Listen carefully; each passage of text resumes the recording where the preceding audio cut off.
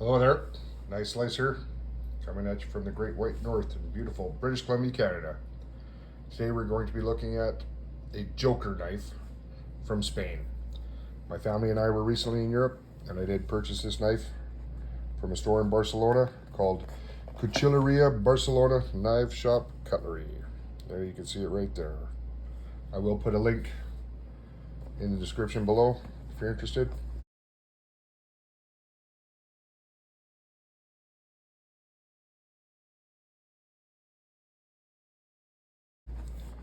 So have a look at this box. This is handcrafted sporting cutlery. There's the Joker emblem. I like that emblem.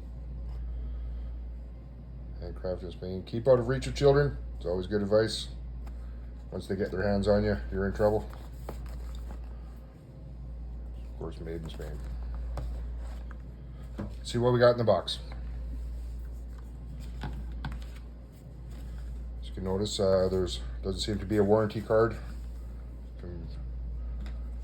If you see my reviews on my Buck knives, there's always a card in there with the forever warranty from Buck, but I have no idea what the warranty like is from Joker. And I would imagine if I had a problem, I would have to send this back to the store I got it from in Spain, so let's hope there's no problems. But anyhow, in the box is this little length of paracord. It's very nice. You can use that as a lanyard, maybe to lash your sheath to something. Nice little touch, they put that in there for you. Let's have a look at the sheath. It is a very well-made sheath. Once again, you can see the Joker emblem stamped into the leather. And it is riveted and stitched. Hollow rivets. One retention strap. No plastic insert in this sheath. But it does hold that knife very securely, as you can see. No rattle, not loose at all in there. There's one other feature on the back. Here's your belt loop, but it also has a snap on it. That feature could come in handy, but may also be a liability if your knife catches on something in the bush and comes open. You just have to be careful with it. I believe this is more intended to be a neck knife or a backup knife. You would latch that to your pack around your neck. I suppose I wouldn't wear it around my neck, it's a little big. But a very nice sheath. Here we can see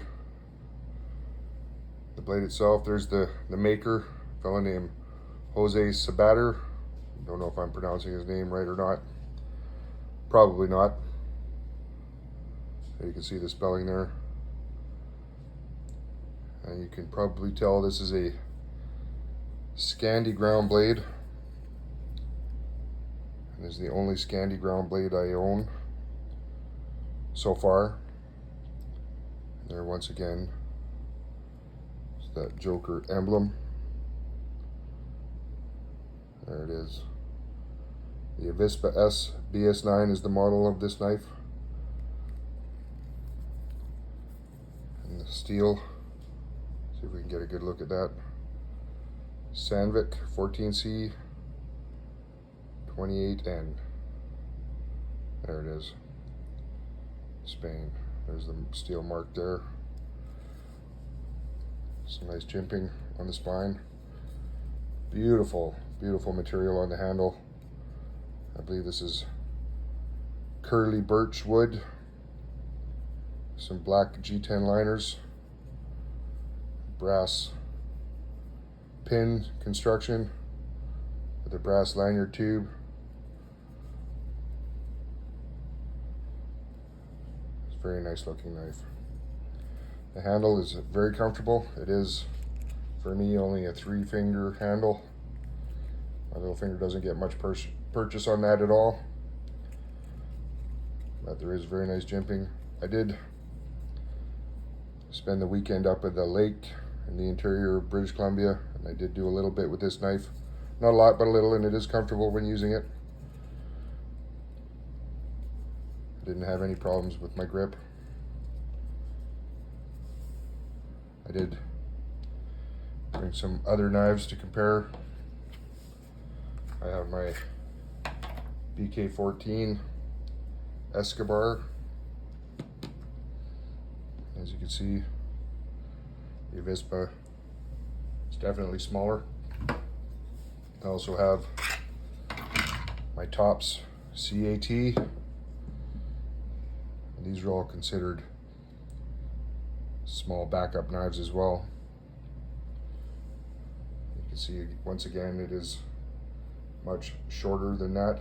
The handle especially, you can see the difference there. This I can get all 4 fingers on that handle.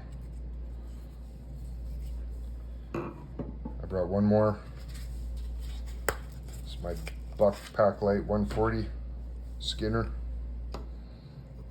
It is very similar in size, but as you can tell, this is skeletonized. It's not the most comfortable knife to handle. It is a well-designed knife, but not as comfortable or as good looking as the Avispa, in my opinion. So let's look at some of the specs on this knife. The overall length, 6.5 inches. Blade length, 3 1/4.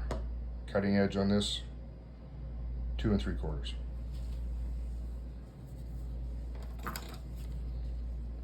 Here we have millimeters.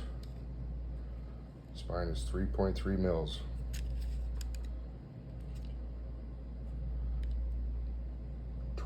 Just about 25 mils, so that would be basically an inch tall on the blade. And with the Scandi grind, I mean right behind the edge. Of course it's thin, but just gets thicker to that 3.2 mil right away. So not a great slicer, but I did do some feather sticking with this.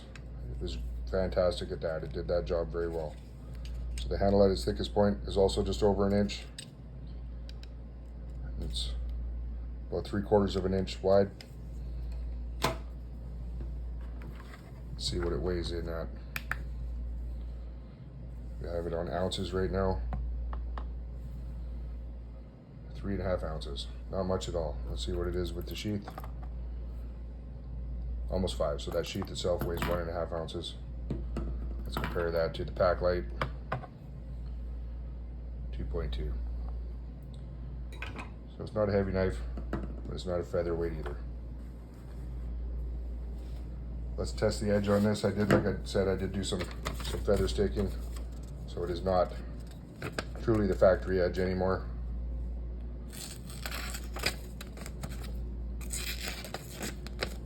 I'm going to have to tune that up. It is more tearing the paper than cutting. I'm gonna have to learn how to sharpen the Scandi grind, because here, as you can see, yeah, there's my buck. It's very sharp. You can see the difference there. That being said, I will have to learn something new myself, how to properly sharpen a Scandi ground blade. I'm looking forward to that. There you have it, the Joker Avispa BS9.